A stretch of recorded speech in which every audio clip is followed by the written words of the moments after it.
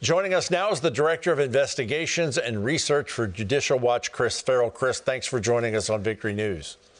Thanks for having me on. All right, Kevin McCarthy is in the House rearview mirror right now, and there are two congressmen with the inside track to be in the Speaker's position, Steve Scalise of Louisiana and Jim Jordan of Ohio. Tell us what you're seeing and hearing inside the Beltway for the battle for the gavel. I love the analysis by both Lance and Rick. They're right on the nose. And I think right now, based on the endorsement from Trump, Jim Jordan is clearly in the lead. That's a signal to everybody. Scalise, of course, had operated as McCarthy's deputy.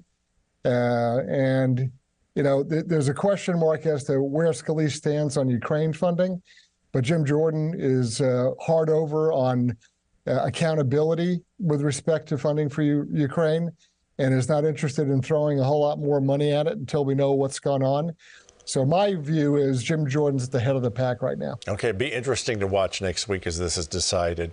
Now, this week, Judicial Watch announced a Freedom of Information Act lawsuit on behalf of the Daily Caller News Foundation against the U.S. Department of Education. Tell us about the case.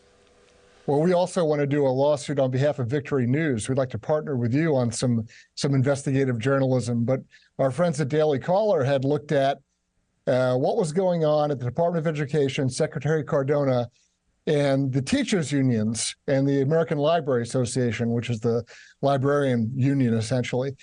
And, you know, they're really concerned. The unions and the Department of Education, the Biden people, are terrified of parents' rights groups. And they're terrified of parents organizing and pushing back and saying, look, we don't want seeds of perversion introduced into our libraries. We don't buy the whole radical gender ideology. We're not interested in your woke DEI agenda. Parents are in charge of education. And so we had sought records and documents about how Cardona and the Department of Education was communicating with and dealing with the unions, the teachers' unions. They failed to respond to our request. So we did what we always do. We sued them. We'll go into federal court, and we will force the release of those documents. Interesting. Now, yesterday, we covered Newsweek's report that the FBI is declaring war on Trump supporters. And now, today, we have this from Hillary Clinton.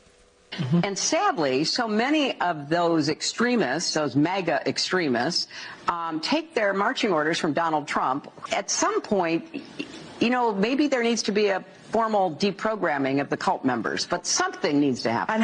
Over 74 million people voted for Trump last time. Is Hillary Clinton calling for a communist-style re-education camp for everyone that's a Trump supporter?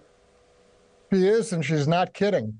Right after Biden took office, the head of the California Democratic Party suggested the very same thing. He wanted camps. The FBI has now declared, quote, MAGA extremists, close quote, to be a security threat, and they've opened up an investigative program against them.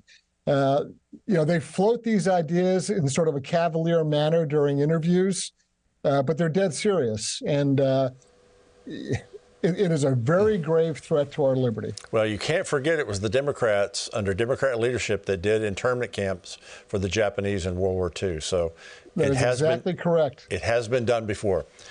Now, I would never say Judicial Watch has gone to the dogs, but you're suing the Secret Service for records of attacks by Biden's German Shepherd commander. What are you wanting to learn? Well, first we had all the attacks by Major, and poor Major went off to friends of the Bidens. Now we forced the revelation that Commander had bites over 11 times. And we've had very disturbing news from an excellent source that Biden himself punches and kicks the dog. This is a real problem. And people's lives, their health and well-being is at stake. You have to wonder what's going on in the Biden household and these animals. Interesting. All right, Chris Farrell, we want to hear the report of what you get back about Commander. Judicialwatch.com. Judicialwatch.org. I apologize. Judicialwatch.org. Thank you, sir, for being with us today. Thanks, Greg.